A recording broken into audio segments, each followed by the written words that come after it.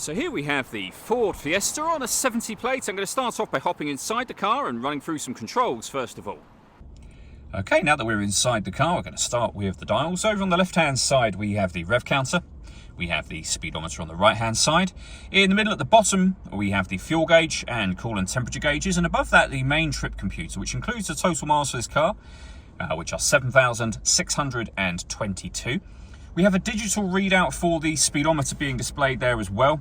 You can change that information for various different things. So we have our trip computer, our settings menu, phone, audio, satellite navigation, and back around to the beginning again. And the buttons that I was using to do that are just here.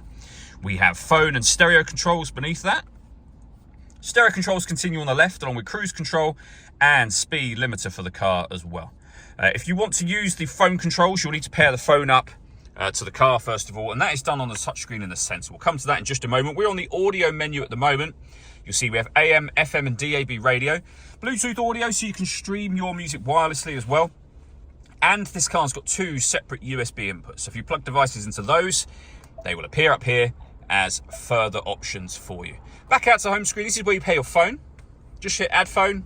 Search for your vehicle on your device and select it once it is found. And follow the instructions on screen from there. And the satellite navigation. Really nice, clear colour display, as you can see. We've done a video that shows how this system works, which you can find on our website and on our YouTube channel as well. Working our way down, we have the main volume for the stereo. We then have the air conditioning. So you can adjust the fan speed, the temperature, and the direction the air is being distributed in. When you're happy with those settings, you can turn your air conditioning on. Same button to turn it off again. You can also recirculate the air that's in the car. That's a great way of heating it up or cooling it down quickly in here, depending on the temperature you set over here.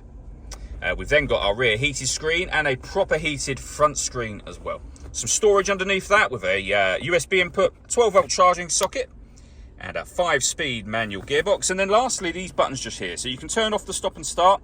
This car's designed to cut out when it's stationary in traffic to save you fuel. That system's off when that light shows. We can turn our traction control off as well. And this button will change the driving setup of the car from normal to eco or sport.